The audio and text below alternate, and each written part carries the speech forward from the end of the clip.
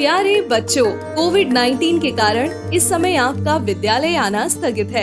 ऐसे में आपकी पढ़ाई निरंतर जारी रहे, इसीलिए हम लेकर आए हैं डिजी साथ कार्यक्रम। इसके माध्यम से आप प्रत्येक दिन सोमवार से शुक्रवार तक पूर्वाह्न 10 से 12 तथा अपराह्न 1 से 2 बजे तक अपनी अपनी कक्षाओं के अनुरूप कार्यक्रम देख सकेंगे। अब पढ़ाई नहीं रुकेगी। स्कूली शिक्षा एवं साक्षरता विभाग झारखंड।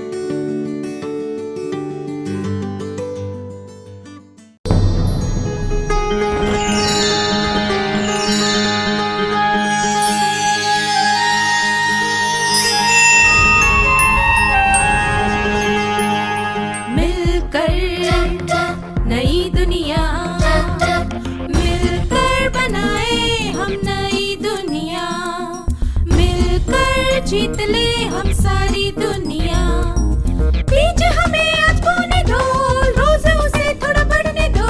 छू लेंगे आकाश हम, मन के विचार हकीकत बने। सिद्धि फल से आनंद देंगे, कोशिश कर बढ़े, सोच बुलंद करे।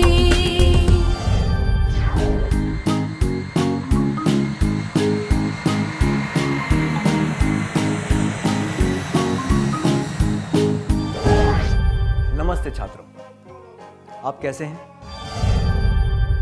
पिछले सत्र में हमने सीखा था कि हम जाने पहचाने और अभ्यस्त कार्य अच्छी तरह कर लेते हैं, क्योंकि हमारा दिमाग पैटर्न को पहचानते हुए उसी अनुसार काम करता है।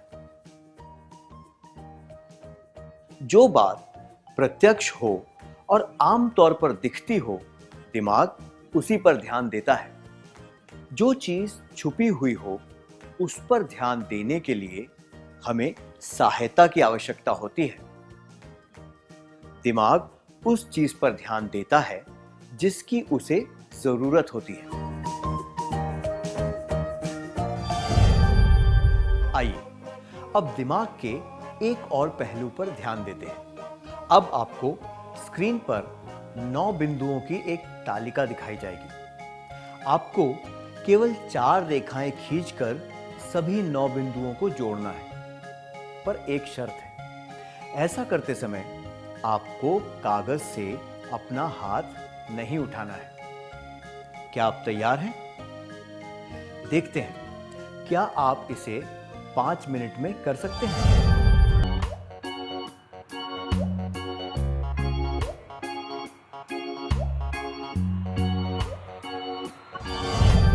जिन छात्रों ने पूरी लगन से इसे हल करने की कोशिश की, उनका प्रयास सराहनीय है। क्या आपको ये असंभव लग रहा है? ऐसा बिल्कुल भी नहीं है। ये इस तरह किया जा सकता है।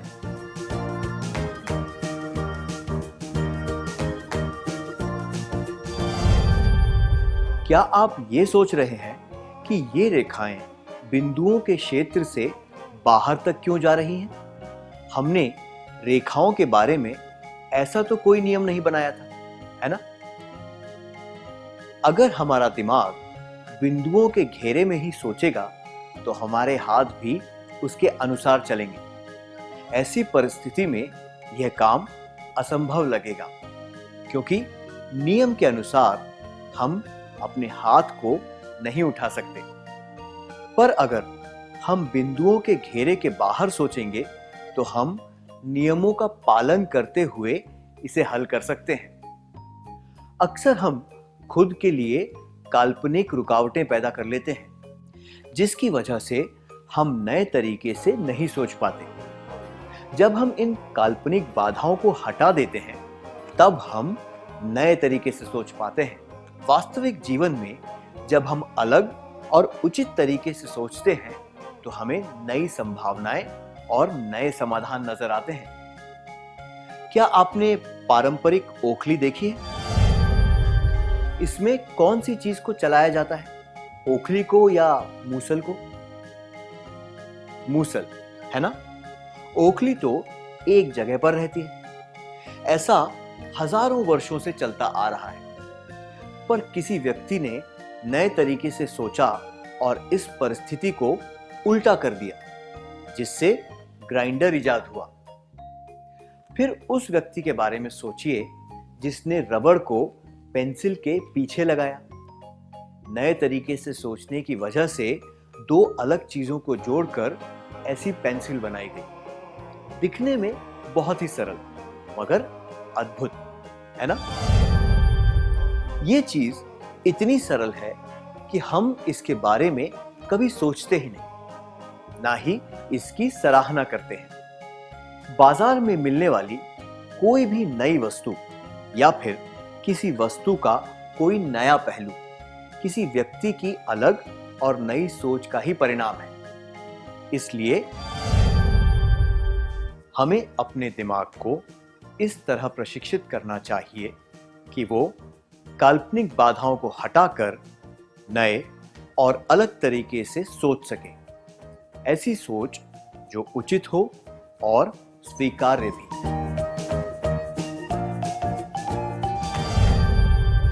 अब एक क्रियाकलाप का समय है।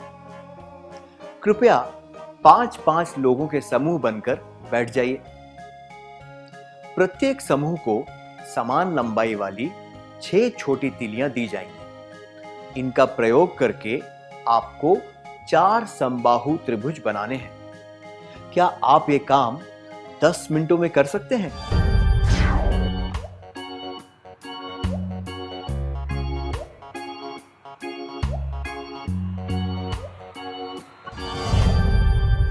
क्या आपने अपना काम पूरा कर लिया?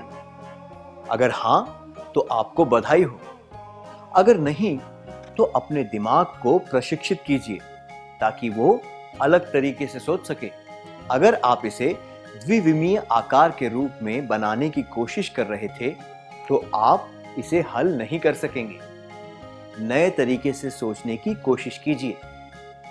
स्क्रीन पर दिखाए गए चित्र से आपको कुछ संकेत मिल सकते हैं।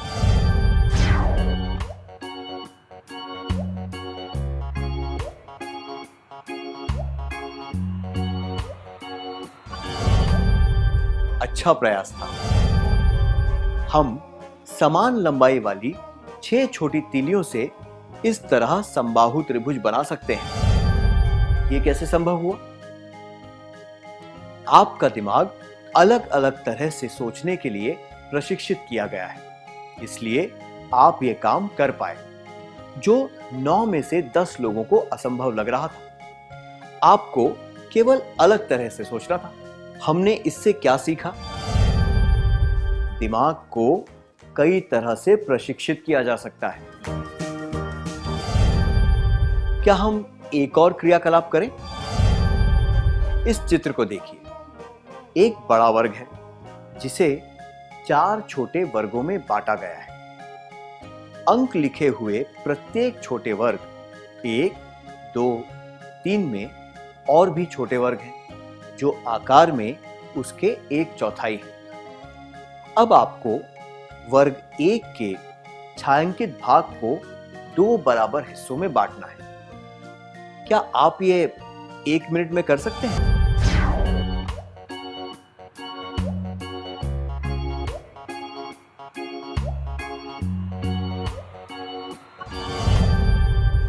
अच्छा प्रयास था। आपने ये आसानी से कर लिया, है ना? अब आपको वर्ग 2 के छायांकित भाग को 3 बराबर हिस्सों में बांटना है। आपके पास 1 मिनट का समय है।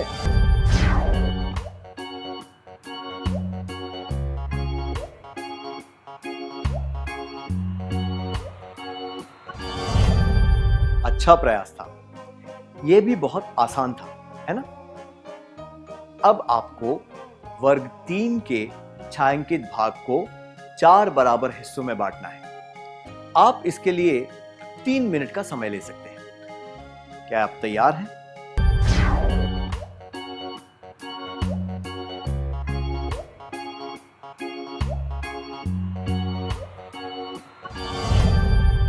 बहुत बढ़िया। आप में से शायद कुछ ही लोग ये कर पाए। क्यों? क्या ये असंभव लग रहा है?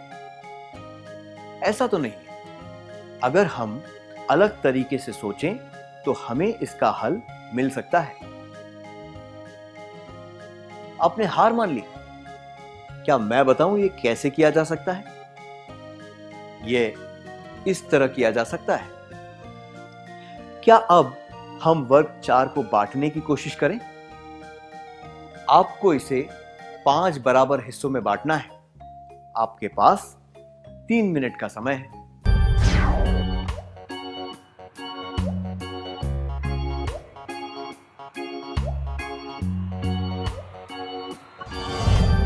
बहुत बढ़िया प्रयास था। आप में से कितने लोग सफल हुए? ज्यादातर लोग इसे नहीं कर पाए। क्या ये पिछले कार्य जितना ही कठिन था? क्या मैं बताऊं इसे कैसे करना चाहिए? तो ये ऐसे किया जा सकता है। आप में से कुछ लोग अपना सिर पीट रहे हैं। आपको नहीं लगा था कि ये इतना आसान होगा, है ना? जब हमारा दिमाग जटिल चीजों पर काम करता है, तब वो सरल उपाय नहीं देख पाता। वास्तविक जीवन में भी हम कभी-कभी चीजों को बहुत उलझा देते हैं और जटिल बना देते हैं, जबकि ऐसा करने की कोई जरूरत नहीं होती। इसलिए परिस्थिति के अनुसार हमें अपना दिमाग लगाना चाहिए और जरूरत पड़ने पर ही अलग सोचना चाहिए। उदाहरण के लिए, अपनी सुरक्षा के लिए भीड़ भाड़ वाली सड़क पर नियमों का पालन करते हुए ज़ेब्रा क्रॉसिंग पर ही सड़क पार करनी चाहिए। उसी तरह दूसरों से बात करते समय अपनी हद में रहना चाहिए, ताकि उनकी भावनाओं को ठेस न पहुंचे। दूसरों की संपत्ति और व्यक्तिगतता का आदर करना चाहिए। इन सब बातों के लिए नियमों को ध्यान में रखते हुए काम करना पड़ता है। जबकि कोई नई चीज बनानी हो तो उसके लिए अलग तरीके से सोचना पड़ता है। आशा करते हैं आप ये फर्क समझ पाएंगे और उचित तरीके से काम करेंगे। क्या हम आज के सत्र में सीखी बातों का सार संक्षेप कर लें?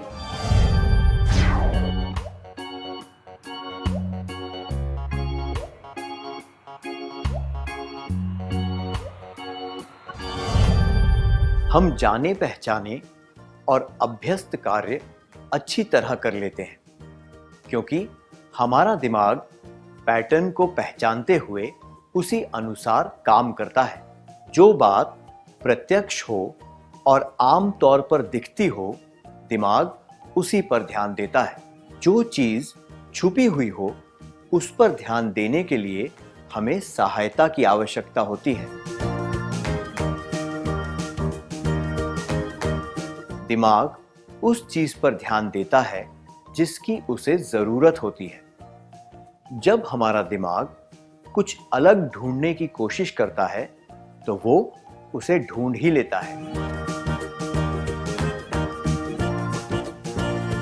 हमें अपने दिमाग को इस तरह प्रशिक्षित करना चाहिए कि वो काल्पनिक बाधाओं को हटाकर नए और अलग तरीके से सोच सके। ऐसी सोच जो उचित हो और स्वीकार्य भी। दिमाग को कई तरह से प्रशिक्षित किया जा सकता है। जब नियमों और नैतिकता की बात हो, तो अलग तरह से सोचने की जरूरत नहीं होती।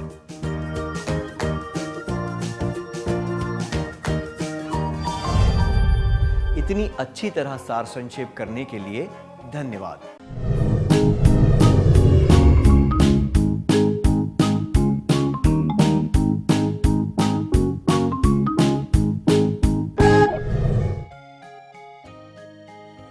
ना ना ना ना ना ना ना ना ना ना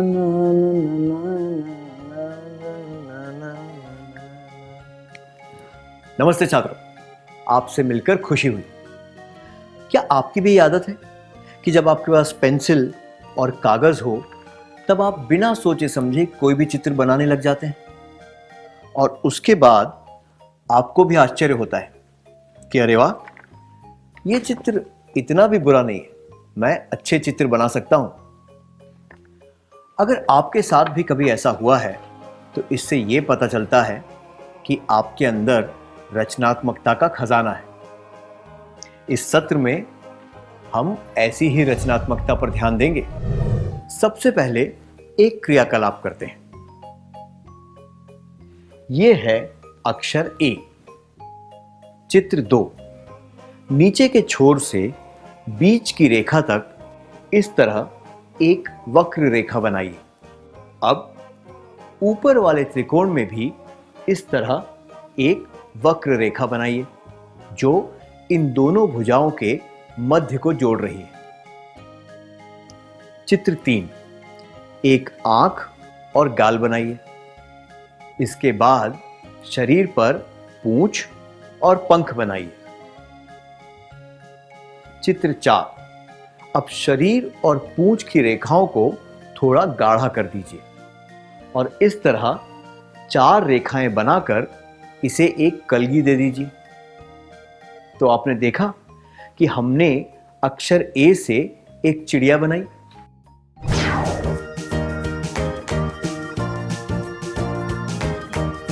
अब देखिए कैसे हम अक्षर डी से एक बच्चा बनाते हैं जिसने टोपी पहनी हुई है।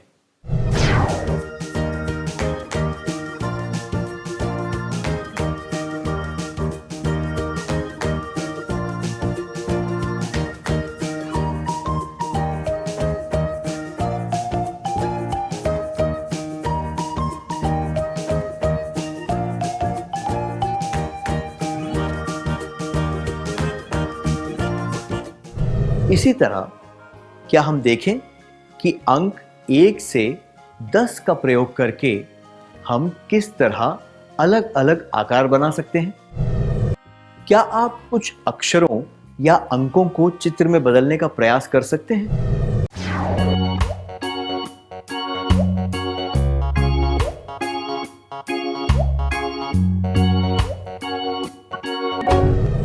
बहुत अच्छा प्रयास था।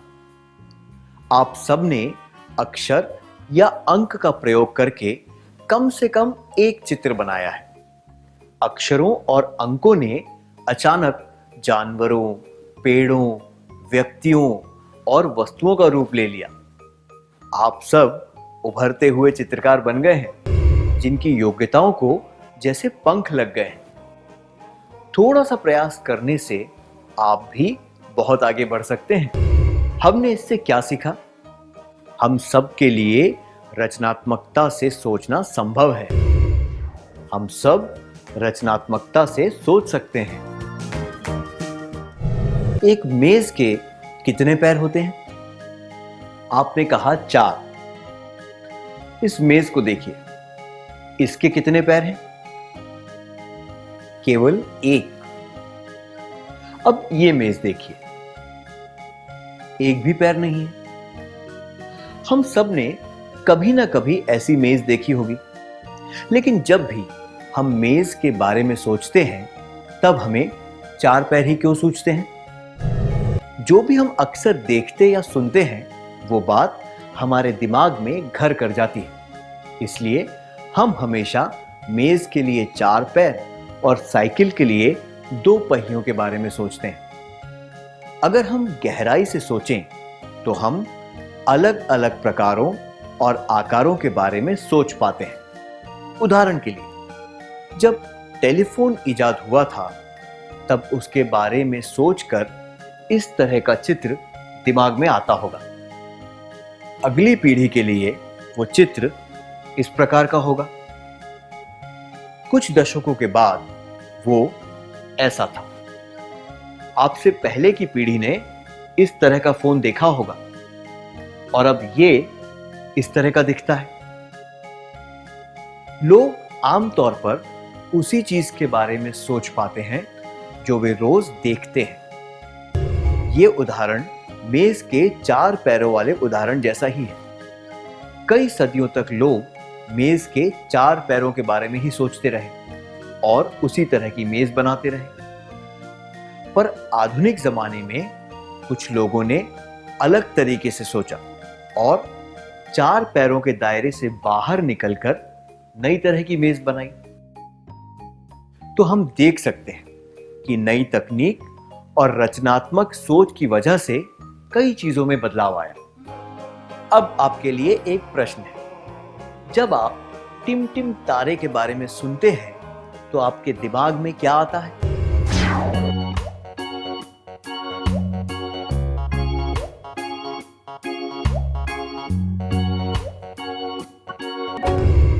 धन्यवाद। वीडियो वाले सत्र, खेल, अभिनय और बहुत सारी गतिविधियां, है ना? क्या आपको पता है इन सत्रों की रूपरेखा ऐसी किस तरह बनी? सबको टीवी देखना पसंद है, पर जब हम स्कूल और पढ़ाई पर ध्यान देते हैं तो हमें टीवी देखने का समय नहीं मिलता। अगर सत्र फिल्मों जैसे होते तो कैसा होता? इससे यह विचार आया कि अगर सत्र को फिल्म के रूप में बनाया जाए तो सबको आनंद आएगा। यह देखा गया कि टीवी देखते समय लोगों की क्या प्रतिक्रिया होती है। हमने ये भी देखा कि जब टीवी में विज्ञापन आते हैं तब लोग कोई महत्वपूर्ण काम खत्म करने में जुट जाते हैं। बाद में जब धारावाहिक वापस शुरू होता है तब फिर से टीवी देखने लग जाते हैं। वीडियो द्वारा पाठ और बीच में क्रियाकलाप के विराम को मिलाकर टिम टिम तारे की ये रूपरेखा बनी। जब दो विविध विचारों को मिलाकर एक नया विचार बनाया जाता है तो वह विचार प्रज्वलित हो जाता है और उससे और नए विचार पैदा होते हैं। क्या अब हमें एक क्रियाकलाप करें? रवि रसोई में खड़ा है और दूध के उबलने का इंतजार कर रहा है। उसके छोटे भाई ने उससे पूछा, 3 बार 5 कितना होता है? वो गैस पर दूध को छोड़कर बाहर नहीं जा सकता। उसे अगले 10 मिनटों तक वहीं खड़े रहना पड़ेगा। रवि अपने भाई को यह प्रश्न कैसे समझाएगा? अगर आप रवि होते तो आप क्या करते?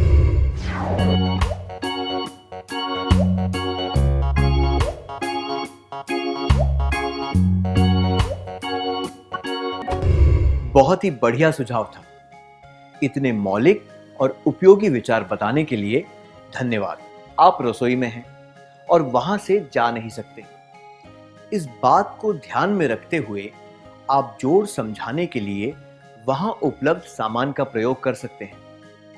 उदाहरण के लिए आप मूंगफली, दाल के दाने, आलू या प्याज का प्रयोग कर सकते हैं। आप 5 वस्तुओं के 3 समूह बनाकर अपने भाई को गिनने को कह सकते हैं ताकि कुल 15 तक की गिनती करके उसे जवाब मिल जाए। इस तरह आप उसका प्रश्न रुचिकर बना देंगे और वो समझने में भी आसान होगा। आपने इससे क्या सीखा? दिमाग का प्रयोग करने से रचनात्मकता को विकसित किया जा सकता है। अब एक प्रश्न, जब आप आग शब्द सुनते हैं तब आपके दिमाग में क्या आता है? क्या आप एक सूची बना सकते हैं?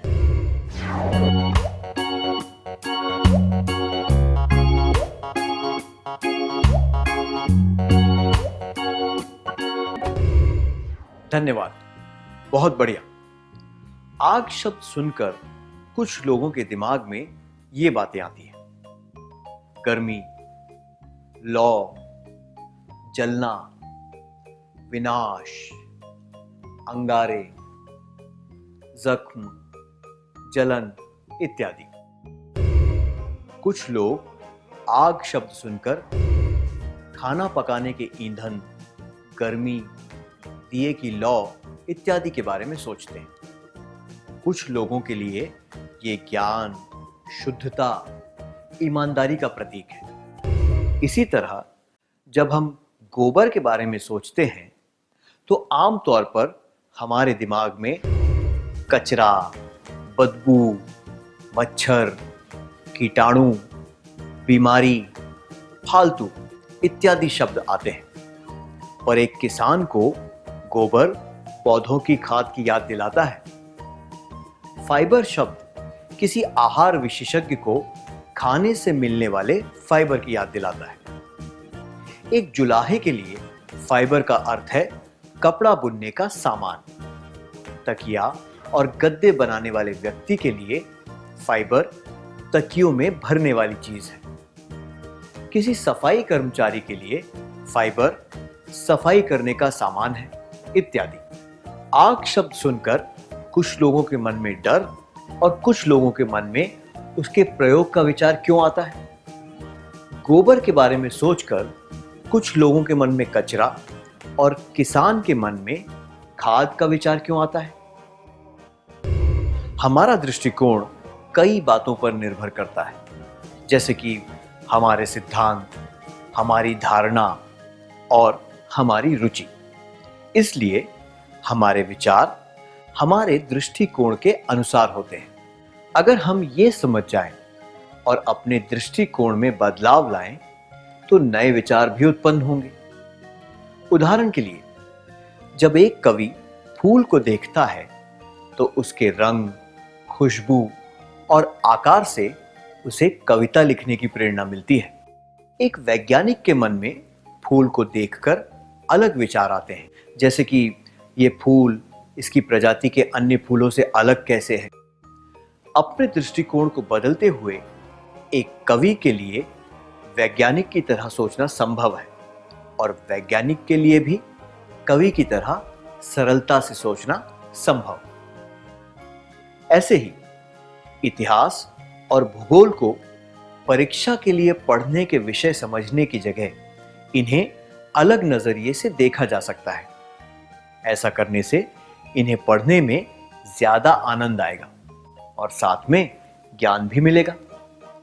उदाहरण के लिए, इतिहास पढ़ते समय हम सोच सकते हैं कि ये एक कहानियों का संग्रह है जो हमें बीते हुए समय के अमूल्य लम्हों के बारे में बताता है।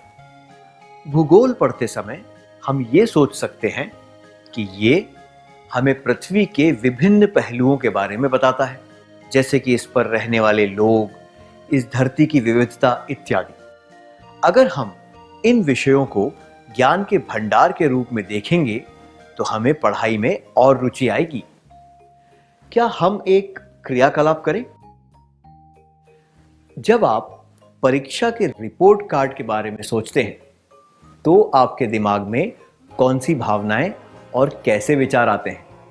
क्या आप इसके बारे में अपने दोस्तों को बता सकते हैं?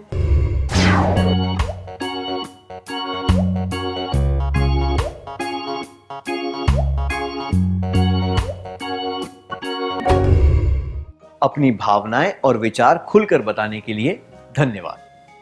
आमतौर पर रिपोर्ट कार्ड के बारे में सोचकर हमारे मन में नकारात्मक विचार आते हैं, जैसे कि डर, घबराहट इत्यादि। ये इसलिए होता है क्योंकि हमने हमेशा रिपोर्ट कार्ड को एक डरावनी चीज के रूप में देखा है। अगर हम रिपोर्ट कार्ड को अपनी योग्यता और स्मरण शक्ति के सूचक के रूप में देखें तो हम अपनी योग्यता को सकारात्मक रूप से विकसित कर पाएंगे और हमें अच्छी तरह पढ़ाई करने में भी मदद मिलेगी। पर ऐसा दृष्टिकोण अपनाने के लिए रचनात्मक सोच की आवश्यकता होती है। इसलिए रचनात्मकता से सोचने के लिए हमें अपने रोजमर्रा के दृष्टिकोण को बदलना पड़ता है। क्या अब हम सत्र का सार संक्षेप कर लें?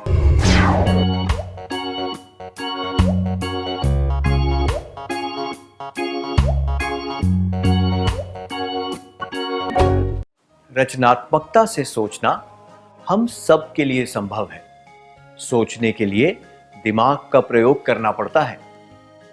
सोचने के लिए हमें अपने रोजमर्रा के दृष्टिकोण को बदलना पड़ता है।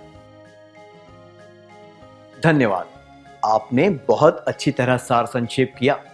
इस प्रसारण से संबंधित सुझाव, अपने प्रश्न इत्यादि आप हमें jcertrg@gmail.com तथा टोल फ्री नंबर 1800 5728 585 पर संपर्क कर सकते हैं।